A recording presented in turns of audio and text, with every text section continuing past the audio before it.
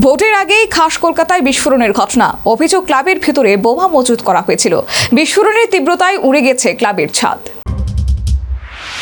এতদিন যা জেলায় জেলায় চলছিল, শনিবার সেই একই ঘটনা ঘটল কলকাতায়। ঘন বসতিপূর্ণ এলাকায় ক্লাব ঘরে তীব্র বিস্ফোরণের তীব্রতায় উড়ে গেল ক্লাবের ছাদ।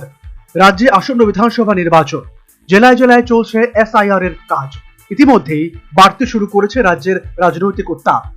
আর তারই মধ্যে খাস কলকাতায় বিস্ফোরণের ঘটনায় চাঞ্চল্য ছড়িয়েছে গোটা পাইকপাড়া এলাকা জুড়ে। পাইকপাড়ার গাঙ্গুলি বাগানে এক ক্লাবে এদিন সকাল 6টা নাগাদ বিস্ফোরণের ঘটনা ঘটে।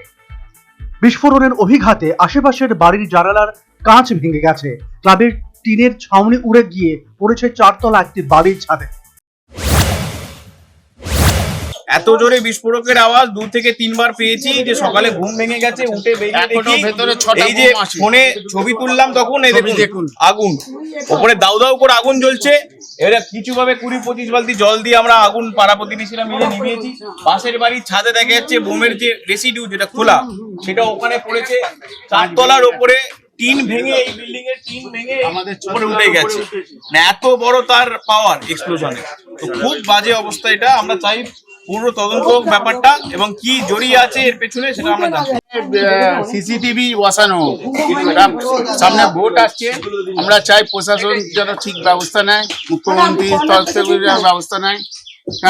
কি হচ্ছে কোথা থেকে তো বোঝা যাচ্ছে না, আর পুলিশ প্রোটেকশন দেওয়া উচিত এখন এখানে। আর এখানে একটা প্রমোটিং হচ্ছে, এর সঙ্গে কিন্তু এর কোনো সম্পর্ক নেই। ওর প্রমোটার যথেষ্ট ভালো, ওনার সঙ্গে এদের কোনো সম্পর্ক নেই। স্থানীয়রা এলাকায় পর্যাপ্ত সিসিটিভি এবং পুলিশের নজরদারির দাবি করেছেন। কে বা কারা আসন্ন বিধানসভা নির্বাচনের আগে ক্লাবের ভেতরে বোমা বা বিস্ফোরক মজুত করছিল সেটা খতিয়ে দেখতে তদন্ত শুরু করেছে। আসন্ন বিধানসভা নির্বাচনে এলাকায় বিশৃঙ্খলা তৈরির চেষ্টাতেই কি এই বোমা মজুত করা হচ্ছিল? এই প্রশ্ন এখন এলাকাবাসীর মনে ঘোরাফেরা করছে। অবিলম্বে সঠিক তদন্ত করে দোষীদের কঠোর শাস্তির দাবি জানিয়েছে এলাকাবাসী। বিধিন সরকার রিপোর্ট, নিউজ ভ্যানগার্ড।